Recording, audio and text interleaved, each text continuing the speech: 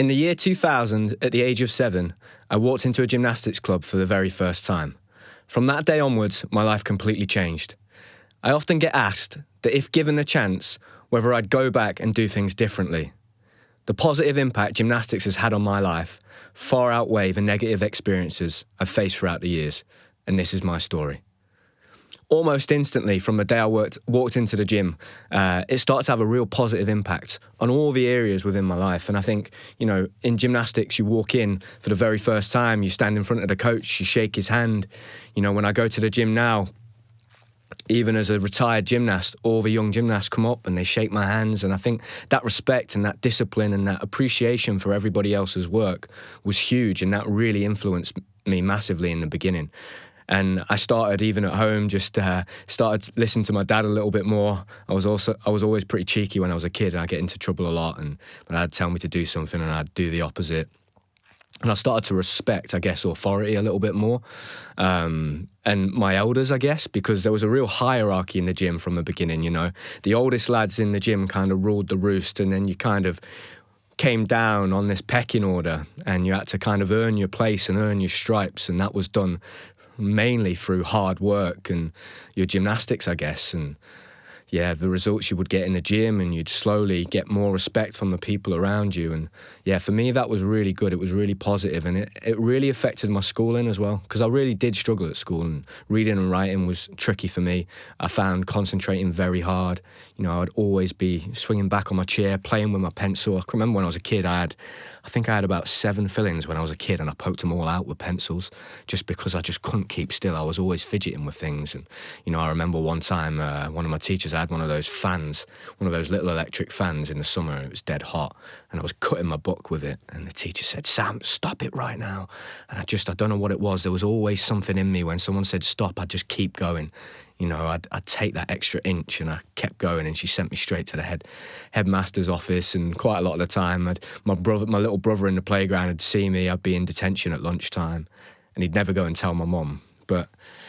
So gymnastics had a real impact, and it basically just calmed me down. It changed my demeanour a lot. I think all of that energy I had inside of me, I was now using it in a really positive way. Towards this sport that I just fell in love with instantaneously. It was, for me, it made sense. I've spoke about this before, and gymnastics was really, really positive. And like I said, it had a positive impact on all the areas of my life. It really helped my parents massively, because I'd calmed down, so I wasn't being so naughty. I started understanding that hierarchy and how, in my family, I could look after my brother and my sisters. So I started behaving like the older brother, I think, and at times maybe I took that too far. But definitely in football as well, I was a really good football player. So as a kid, I'd got into football before gymnastics, and all my family were footballers. And I was really good at football. I used to play right wing. And then I remember about the age of 10, 11, I'd started really developing. So most of the kids my age were a lot taller than me, but, I was pretty well built. I was strong, so I'd be able to hold the ball up really well, and I'd never get shoved off the ball. I was pretty tough as well, so I'd always roll my sleeves up, and I was always up for a tackle. And I think the gymnastics, and, in gymnastics, you make so many mistakes, and you fall so many times in gymnastics. You get used to that very quickly, making mistakes. It's like part of the learning process within gymnastics. It's almost like trial and error. And in football, I think sometimes you can be scared of not missing a shot, so you're kind of scared to take shots at the keeper. And I got asked to play up front at about the age of 11, because our striker was ill or injured, I think, and straight away I scored on the first match. And then the next game, the coaches put me up front again. I scored again, and I went on a run of scoring 17 goals in 7 matches for Notts County. And I think a lot of that was to do with I just wasn't scared of missing. And gymnastics had taught me that. So my life was really improving. And as a kid, the early years in the gym, more than anything, it was like a family. When I look back now, my favourite periods of training within gymnastics were those years at Nottingham. They were incredible the first time around. Towards the end of my career, it was those last 2 years. My time at Huntingdon was brilliant. But that time at Nottingham, we really were just like a big family. And when I would get there at 6:30 in the morning before school, and I'd be training really hard, I remember I used to get Andy and Ben they used to do my maths homework for me at 8:30 because they knew that Sergey would always push me a little bit extra, and they got to go on trampoline at around 8:30. So they'd be sat there doing my maths homework for me. And it really was like a family unit. I remember that first year I'd moved up into secondary school, and I was in year 7. Sometimes the oldest lads in the gym would come to your year and like pull you out of the class and say the head teacher needed to see you, and then they didn't. They just took you out and you just wander around the school or go back to the gym. And we used to hide in the gym at break times and lunch times. And there used to be when it was dead cold in the winter at school, because the gym was connected to it, we could go into the gym, but we'd get told off we weren't allowed to do that because there was no one supervising us. And there was a rope, and it's the same rope where we put that little piece of paper that said all of our names for the Olympic Games team. And we climbed up that rope, and there's a steel girder, and we'd walk across it like that. And there was a big hole in the roof, and we'd sit up there in the roof, and we'd see these security guards from the leisure centre come around looking for us in the gym. So it was just a good laugh. You know, we loved it. I remember one of the most funny things we ever did in the gym was there was a lad called Zach, and he was a year younger than me at school. So we had such a good group of kids. We almost had a really good gymnast in every year group at school. So 11, 10, 9, 8 and 7, and we had moved into year 8, me and a lad called Reese, and this lad called Zach had just moved up. And we said, Zach, we play this game in the morning, mate, before school starts, where there was a big like a pulley system in the middle of the floor, and it had a rope on it, and we'd got it down, and you could tie a belt round it and pull someone up. And it was for acrobatic gymnastics, so you could pull them up, they would do a somersault and they'd stand on someone's shoulders. And we told him, we play this game, mate, where what we'd do is, and we did used to play this game, you'd get like big blocks, you'd pull someone up on this pulley, they'd be strapped on, hanging in midair, we'd swing them round and they'd run on the walls, and we'd smack them with foam pads and stuff. And we told him about this game, and he's dead excited, and it's like 5 to 9, we've got to be at school, 9 o'clock ready for the bell, and we pull him up on this wire, and we're like, Zach, yeah, we're going to play this game. We pull him up, and we just left him there, and we walked to school, and we're walking through the leisure centre to get to the school. Zach's just hanging in the middle of the gym up like this, and the head coach of the gym and the secretary like walked past us for a meeting, and we're thinking, oh no, we're going to get in trouble now. So they must have walked into the gym, and we never found out what happened, but they must have walked into the gym and found Zach just hanging in the middle of the air. So for us as kids, it was amazing. It was a brilliant childhood. In many ways, you know, we missed out on a lot of the normal things that kids would do, and because we were training so many hours, you know, and we were always in the gym. Whenever we weren't at school, we were in the gym. That was difficult, and we missed out on some of those social skills, I guess, with a lot of other kids our own age. But together, we had a real close bond. And I think around 2001, when Sergey first came, for me, that's probably one of the most positive things that's, you know, happened to me in my life throughout my career and being involved in gymnastics, is that I met Sergey. And he's such an incredible personality. And I've not really spoke about him too much on the podcast so far, so I think it's important that I do him justice and just explain how amazing Sergey has been to me, my family, and a lot of other people within gymnastics, because he's such a special character. And when he came in, you know, he couldn't speak much English, but he was just full of passion and enthusiasm. And I think for me, Sergey is the person. I've never met anybody that loves something as much as Sergey loves gymnastics. For Sergey, coaching a forward roll or coaching a triple back somersault on the floor, it gives him the same buzz. It's unbelievable how excited and inspired he is by the sport, and he's just relentless. He never stops, and he's always been like that. I remember back in those days when he first came to Nottingham, he would coach us, and he'd get to the gym at 6:30 ready for us to run around that field. He'd coach us all in the morning. We'd go back to school. Some of the older lads would carry on a bit longer till about 10 o'clock. He'd coach them. He'd come back in after lunch for the seniors. He'd coach them after lunch. He'd coach us until 8 o'clock, and then he'd do the adults class until 10 o'clock. He was literally working like 12-hour shifts every day with a smile on his face, full of enthusiasm. And he'd sit there, and Sergey's one of the best storytellers that I know, and he'd tell me these stories. I remember one day, me and Reese Pearson were on the parallel bars, and there used to be a set of parallel bars near the girls' area, and they were made out of pads, so they weren't bars, so you couldn't grip them. They were flat like this, and me and Reese were sat on it, and Sergey's come over, because he's on his lunch break. Because in the afternoons on a Saturday, he would work with his new kids, his really young kids, and we'd almost be left to our own devices. And he'd come over and give us like a bit of a motivational talk before we started our Saturday afternoon session. And he'd come and chatted to me and Reese, and he was telling us these stories. And that's when I first heard about the Olympic Games. And he told me about a gymnast called Nikolai Andrianov, the most decorated gymnast of all time, at the Olympic Games. And he was from Sergei's gym, and he used to tell us this story about how he had, at 16, he'd managed to get somebody cut him a copy of the keys for the gym. So without anybody knowing, in Russia at his gym, he'd go in overnight and he'd work on different skills. So he'd go in early in the morning without nobody knowing. He'd open the gym up and he'd practice on the equipment.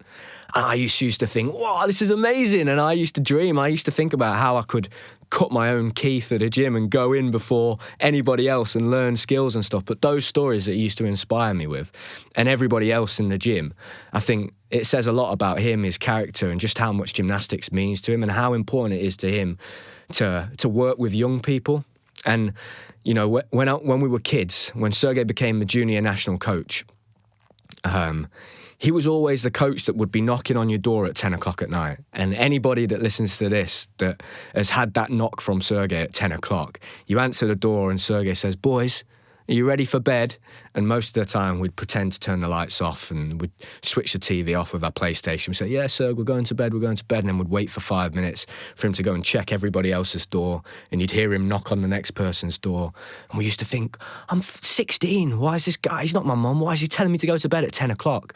And we just thought he was trying to control us. And, you know, when you're a 16-year-old lad, you don't like anybody telling you what to do. It wasn't until years later, when I was 24 and Sergei had left his role within British Gymnastics, he'd come back to Nottingham and we went to a GB training camp and he went as my personal coach. And all these young lads, these junior gymnasts that he had coached, you know, in the past 10 years, decade, at that training camp, they just all ran up to him and just grabbed him and hugged him. And I thought, wow, that's incredible, because they weren't doing it for any other national coaches. And I wondered, like, what is that like? What was that? And I realised what it was that Sergei really cared. He cared that much that on a Monday, Tuesday, Wednesday night when it was raining and he could have just stayed in his room and he was tired from coaching, he'd make the walk all the way down to where we were staying at Lilleshall. He'd knock on everybody's room. He'd make sure he had their room number and he'd make sure that they were in bed. They were trying to get enough rest, ready for training the next day. And it's not at that age at 16 when you appreciate that. It's 10 years down the line when you go, oh, that guy cared. He really had my best interests at heart. So that was part of Sergei's magic, I think. And, you know, he had such a positive impact on my life. And towards the end of my career, more than anything, he became my best friend. You know, growing up, I spent more time with Sergei than I did my mum and dad. You know, I spent 6 or 7 hours a day with him 6 days a week for 20 years of my life. And my mum used to joke that if there was a burning building and it was between my mum and Sergei, I'd pick Sergei, which is quite funny. That does make me laugh. She was probably true at times. You know, to me, he was the Messiah. He was like a mixture between Yoda and Master Splinter. He was like the god. You know, his word was gospel, and he was a brilliant man, incredible at inspiring people and motivating young athletes and gymnasts. And I've seen him do it time and time again. You know, and that will never change. I'm sure he'll be coaching for the rest of his life. He's just got a really cool job. He's going to be working in Ireland. He's going to be involved with the Irish setup. He's going to be out there with one of his former gymnasts, Andy Smith. So that's really exciting for him. And I know he's going to go on to do incredible things there. And I think the most beautiful thing I ever saw in gymnastics, the most incredible thing I ever saw, it was towards the end of my career. I was stretching out on the floor. I was foam rollering my legs, and there was a little girl and a little boy, and they were looking up at the high bar. And Sergei was sliding the pad in for somebody on the high bar doing release and catches. And this little girl looked at this little boy, and the little boy was like, "Wow, look at that, that's amazing." And she went, "That man up there doing that, he's a wizard." And the little boy said, "What?" And she said, he's a wizard. He can teach you how to fly. I've seen him do it before." And the little boy went, "Really?" She said, "Yeah." And he kind of turned around and he didn't see the kids and he was smiling. And I just thought, oh, wow, that's what it's all about. That's what coaching and working with young people is all about. And I think for me, Sergei has had such an incredibly positive impact on my life. And don't get me wrong, he's not perfect. He's made mistakes and we've made mistakes together. But wow, how lucky I was that he walked into my life in 2001. And yeah, we're still best friends to this day. And one of the best things to do with all of my teammates and Sergey, and one of the amazing things that came out of gymnastics, was traveling the world. So at 8 years old, I'd go off on week training camps to Leeds, which isn't too far away from Nottingham. And I'd go there with all these lads that were all my age, and we'd all be incredibly excited because we were taking a week out of school. And I was one of the first kids in my year at school to get a mobile phone because I had to ring my mum back, and I'd always forget, and I'd ring her on the last day. So I can remember having a Nokia 3210, that famous phone, be playing Snake all the time on it. And we'd go to these training camps, and the first night we'd have pizza and Dr. Pepper, and we'd watch films, and it was amazing. We'd just do gymnastics, and that really helped me fall in love with gymnastics, I think, and the sport. And you know, a lot of the things that I was also, when I was a kid, I was a very fussy eater as well. And when you go to these gymnastics competitions, and in those early years, particularly when we were going for that period where we were on the come up and, you know, we were going to these competitions in some interesting countries, you kind of had to eat what you were given. So that very quickly I learned that, right, either I'm going to eat this food that I don't like, or I'm going to be starving and I'm going to really struggle in the competition. So it had a really positive impact on me, just kind of being braver and going out of my comfort zones, I think, a lot. Traveling on my own without my parents. I got so used to traveling. Like to this day, when I go to the airport, sometimes I'll rock up with my family, or if I travel with Connie, that she'll get really annoyed because I'll be like, oh, it's all right, we can get there with like 45 minutes to go. We'll get the flight, because I'm so casual about flying because I did it so much as a kid.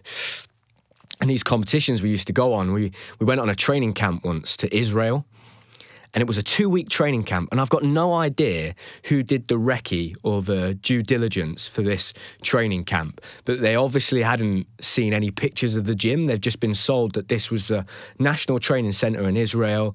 It's going to be brilliant for 2 weeks, and we flew out to Israel, and the first few days were amazing. We went to see the Wailing Wall. We went to the Dead Sea. Obviously,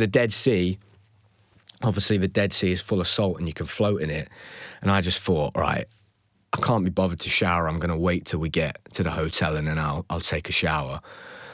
Walk onto the bus. Everyone's waiting. I get on the bus and all the older lads are like, oh, Sam, what are you doing? I was like, what? And like, I looked in the mirror and the window, and in my reflection, I was all white and I was covered in salt because I don't have a shower. So I had to run back and have a shower. And we got to this place and it was like a massive campsite. And we go and have dinner, and we walk to the gym, and it's nighttime, and it's the first time we just go to have a little look around the gym. We're walking with all the coaches. It's a full squad. The whole GB senior team and junior team, we're going to be there for 2 weeks, and we get to this gym, and it's a basketball court, and it's literally a basketball court with bits of gymnastics equipment around the outside, and there's a pommel horse. There's some bits of conditioning equipment. There's an old set of parallel bars. There was a vault in the middle of a gymnastics court.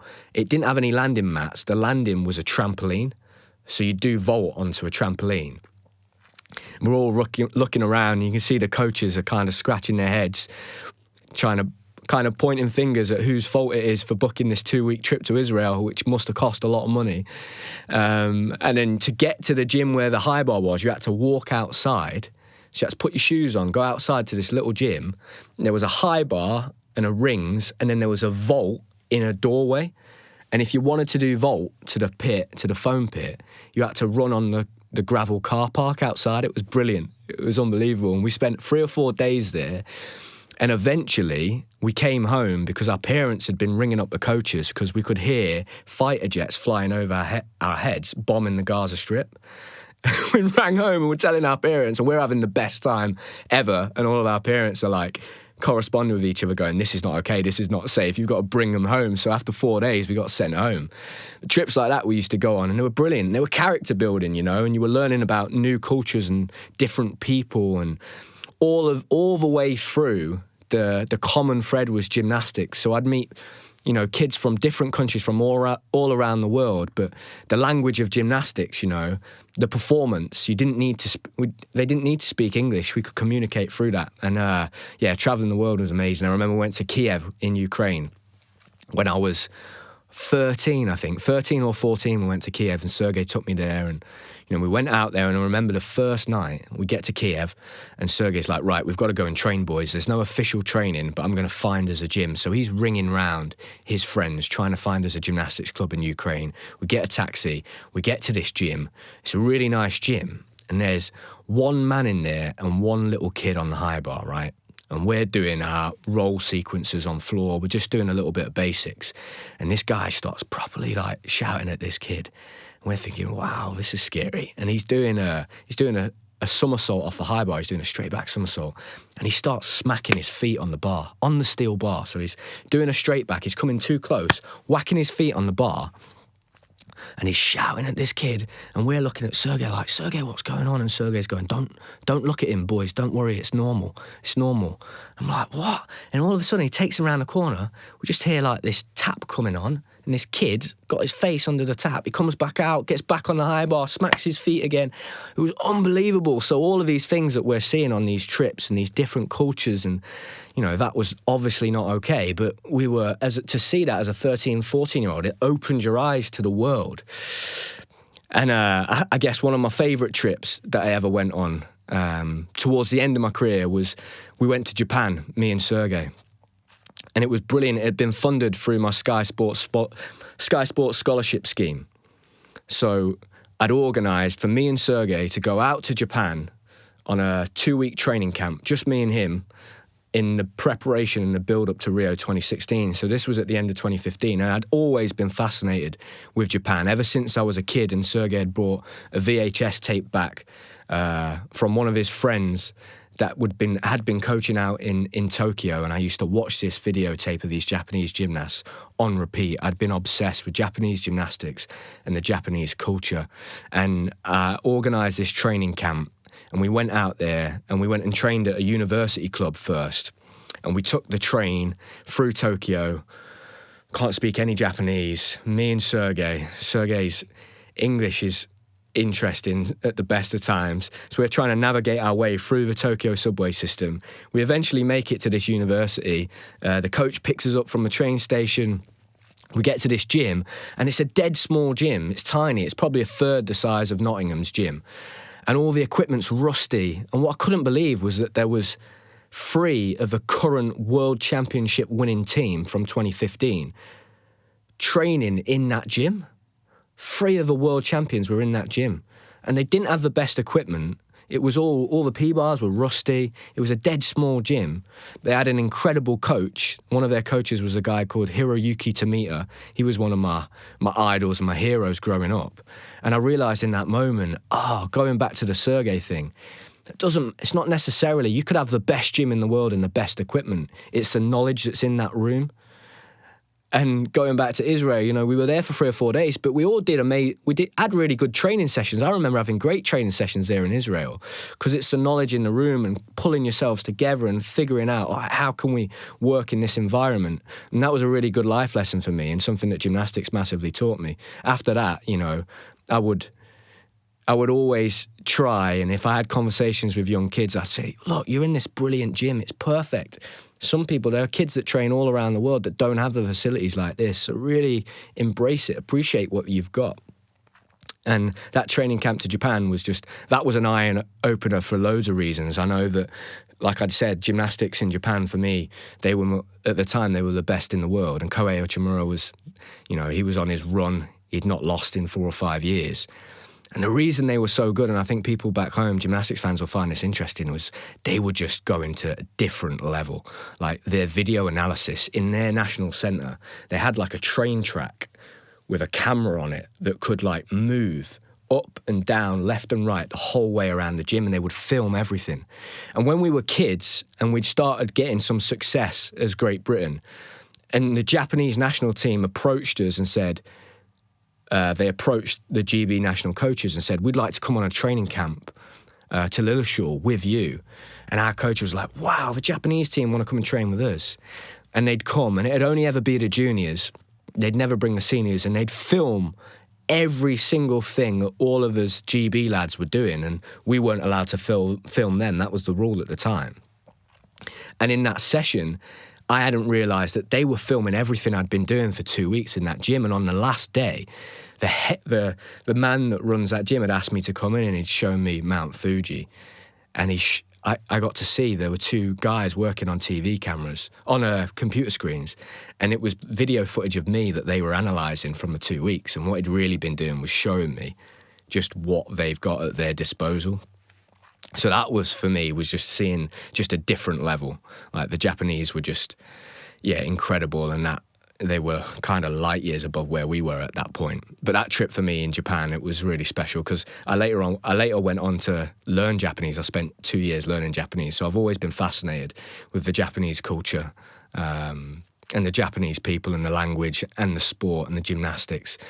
And after that, I guess, traveling the world, the real positive thing that gymnastics brought into my life was friends, and meeting people that have stayed lifelong friends. And through gymnastics, I made bonds with teammates that, I still have today. And it's those friendships that I don't have to see them for 5 years or 10 years or a year or 6 months. But when we're together, we've got that, we share that bond. And it's because of those tough times and those difficult training sessions. And I guess 4 of the guys that I became best friends with growing up were Ashley Watson. So I did a podcast a few years ago with Ashley, and we talked about how when we were 8 years old, I went to my first big gymnastics competition. It was called the NDPs, the National Development Plan Finals, I think. And we got there to the hotel, me and my family. So I had my cousins there, my brothers, my sisters, all my aunties, my mum and dad. And there was like a big outdoor play area, and we went outside and we're playing football. And this is the night before the competition, and Ashley and his family were there, and we challenged them to a football match. And during this football match, we realised that Ashley was a gymnast and he was going to be competing the next day. And I can remember my big cousin kind of saying to Ashley's brothers and sisters, my cousin's amazing at gymnastics, he's going to beat you tomorrow. And Ashley's like brothers and sisters and cousins were saying the same thing. And then we went to the competition the next day, and Ashley Watson was really good at gymnastics and he won the competition. He was a year above me, and he scored a perfect 10. And from that moment on, I've known Ashley for 22 years now. And a similar story when I met Reese Betford. So we used to do exchanges at Knots. It was a really cool thing. Like, our club would go to a different club and we'd stay with different families, and then we'd swap and do the same thing the other way around. And we went down to Essex, and I remember swinging around a high bar at 9 years old, I think I was, on the shiny bar with this lad called Reese. And I said to him, what's your name? And he said, my name's Reese. He said, what's your name? I said, my name's Sam. And he said, how old are you? I said, I'm 9. And he said, I'm 10. And I can remember his coach was there at the time, and his coach said, look, Reese, there's someone that's younger than you and is smaller than you. And then he said, when's your birthday? I said, the 17th of February. He said, no way, that's when my birthday is. And ever since then, me and Reese have been really close friends.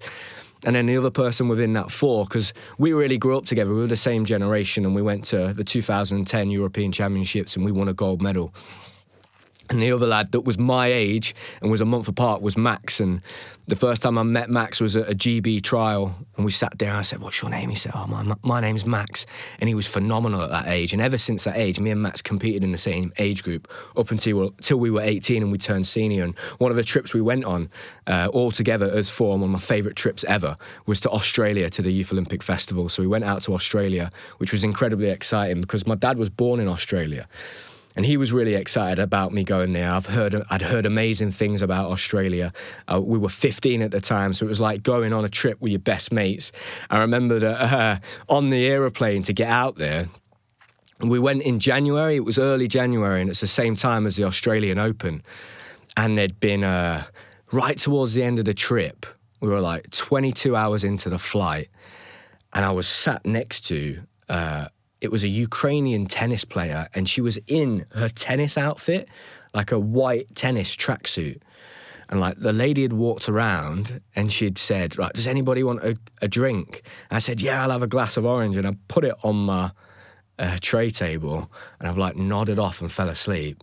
And then when I sleep on a plane, especially back then, I used to dream about gymnastics. So I'd dream about it and I'd flinch and throw my arms, and I've thrown this orange juice all over this lady's white tracksuit, and she's covered in this pure orange juice, and she starts shouting at me in Ukrainian, and luckily Sergey was sat behind me, and he can speak the language, and he calmed her down. That kind of set the trip, and it was just a brilliant trip after that. The first night we were watching the tennis on the TV, and we all fell asleep on the sofa, all four of us, and one by one we kind of drifted off to our rooms, and we had an amazing time, and we did really well. We beat China, first time a Great Britain team had ever beaten China. We won loads of medals.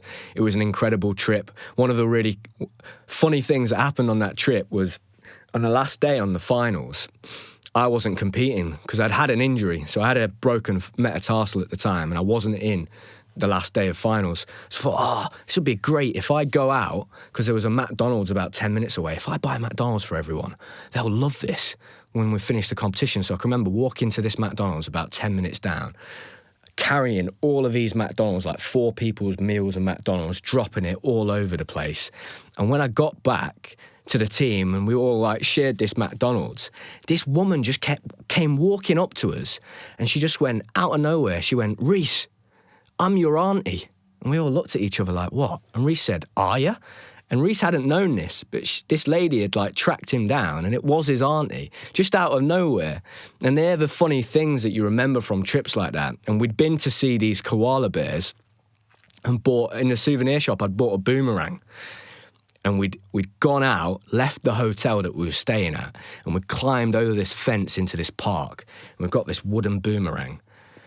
And it was always me that used to do this stupid stuff. And I thought, right, let's give it a go. This park's big enough. And I've thrown this boomerang, and it's absolutely flown miles, and it's curved up like that, and it's arched back, and it's gone up and shot over our heads, and it's hit this window and like smashed this window. And we've all just looked at each other, ran back over the fence into the hotel room. So when I look back at my training camps and trips and all those competitions I used to go to, it's very rare I ever remember the gymnastics. I always remember the mischief that we used to get up to, and it was just an amazing way to grow up. And traveling the world with all of those lads, for me, it was brilliant. And they're friends that I'll have for life. And I know that, since then, since Australia, we all stay in touch. We all went to Max's wedding, and there's a really great photo of us all in Australia after we won our team gold medal, and they would give you these kangaroos, these yellow cuddly toy kangaroos with red boxing gloves on, and there's a picture of us. So anytime we ever get together now, we always recreate that picture. So we recreated it at Max's wedding. And I think for me, the amazing thing about gymnastics is those people, and it was that bond. And the thing I loved the most about my gymnastics career was working in a team. And it was understanding that everybody had their role to play, and, you can go far alone, but you can go further together. And whenever we had that bigger purpose of a common goal that was bigger than an individual, for me, they were my favourite times and my favourite competitions. And leading up to 2008, so the Junior European Championships, there was a lot of pressure on us because we'd been doing really well internationally as a junior team. And both of our coaches at the time, the national coaches, they were Russian. So our senior national coach was Russian, the junior national coach was Russian, and we'd never beaten Russia before. So it was a big deal, and we had a real good chance, and we had an amazing team.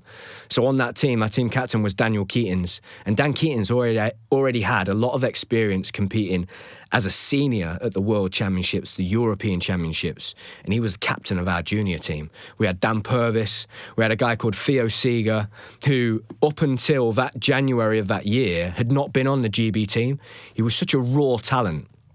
He was incredibly fast-twitched, super strong and powerful, very good on vault, floor and rings. So we'd pulled him into the team. And literally 6 months before that, he hadn't even been on the GB team. We had Reece Pearson, my training partner that I grew up with, and then myself. And the build-up for that competition was like nothing else. There was a lot of pressure on us because we really felt we had a chance of beating Russia. And I can remember on pommel horse, I did 176 clean pommel routines before that competition. The numbers we were doing were just incredible. It's the largest volume of work I'd ever done in a preparation for a competition. Whenever we get together and we talk about it, we all say nothing ever really came close to the build-up for that Junior European Championships. It just felt like our Olympic Games then. And when we went out there and we won, and on the first day, before we did the competition, we had the podium session, which is a dress rehearsal. I'd never been to a podium session where the judges gave us scores, and afterwards, the coaches were saying to us, boys, you did really well today. You beat Russia by a mark. And we were like, what? What do you mean we beat Russia? How do you know that? There's no scores. It's not judged.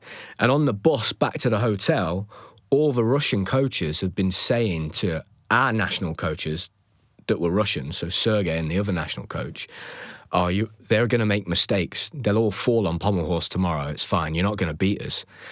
So our coaches told us this, and this really got us built up for that competition. We went out and we absolutely smashed it. I don't think we had a single mistake. We started on pommel horse. We all hit our routines. And then after that, it was... we were ahead of Russia the whole way round then. And for the first time ever, we'd beaten Russia. And that was a massive moment. But for me, it was all of those gymnasts that were involved, all of those personal coaches that were involved, and also the gymnasts that were the reserves and anybody that was part of the junior national programme.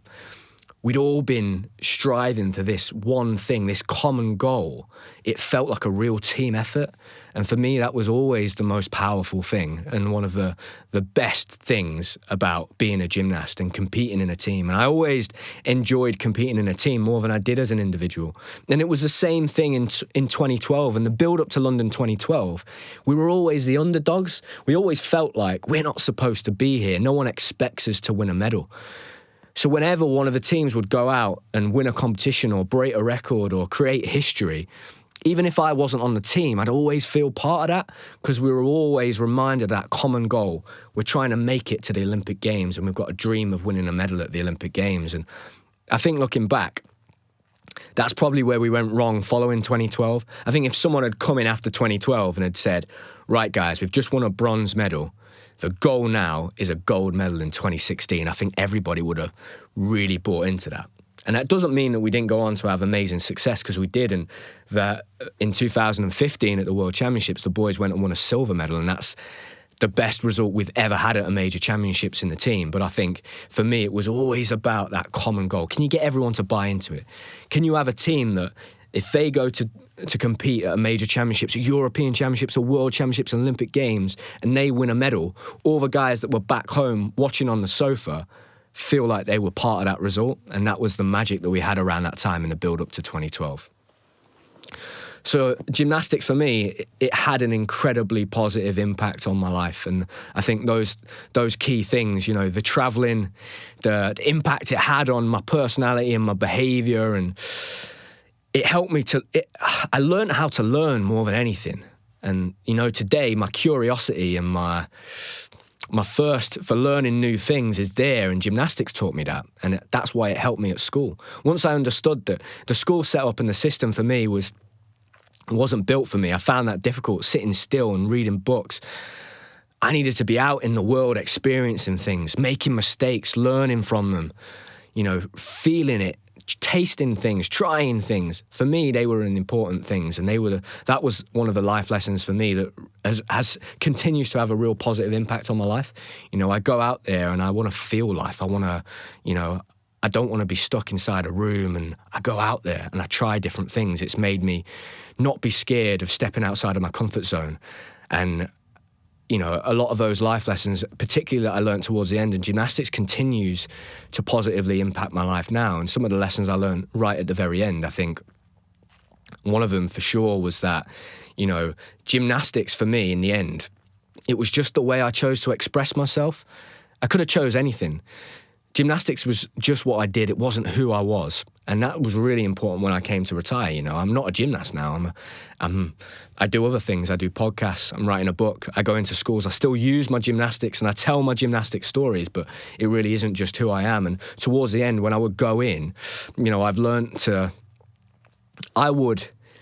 gymnastics and whatever I was doing, whether it was that training session, it meant everything to me and nothing all at the same time. I think that was a really valuable lesson for me to learn. So whenever I do anything in my life, whether it's washing the pots, doing gymnastics, driving my car, watching, whatever it is, it means everything in that moment. I put the best of me into it, but I also appreciate that it's just not that important. The most important things in my life are my family, my friends, my health, and I'm really grateful that gymnastics taught me those incredible lessons. It's been an incredible journey, and the friends and the people that I met throughout it, I wouldn't change that for the world. And I think if I was going to give, young parents some advice, if they said, "Oh, Sam, would you encourage me to get my kids into gymnastics?" For me, it's the best base sport. It's the best thing you can do because you use your body right from the top of your head all the way to your toes, and you've got to use your brain. Doing gymnastics is like doing quick mental maths with your body. You've got to work out where you're going to be in space and time, and, those skills are really important. And also the discipline, hard work, overcoming obstacles, finding motivation, all of these things, resilience, they're so important for life. And I learnt those skills, and gymnastics gave me the tools to be able to go out now into adult life and be able to deal with it and handle it and go into different settings, different environments, deal with different people. And I'm so grateful that gymnastics gave me that. So the advice I would give to parents is, definitely get your kids into gymnastics because it's an amazing sport. And even if it's not gymnastics, get them into exercise because to this day, gymnastics and sport and doing exercise for me is the best antidepressant I've ever found. When I go and play football on a Saturday morning, it's the one thing in my life where the only thing I can think about in that moment is playing football, or it is lifting weights at the gym, or it is doing gymnastics. And it's amazing. It's been so good for me. I can't express enough how positive gymnastics has been for my mental health, my physical health, and how it continues to have a positive impact on my life. So I hope you've enjoyed that story today. I think it was really important to put a positive spin on things and make sure that people really understand that, gymnastics has been so influential in my life, my career, who I am as a person. It's been so positive, and I wouldn't change that for the world. I hope you've enjoyed this episode, and I will see you in the next one.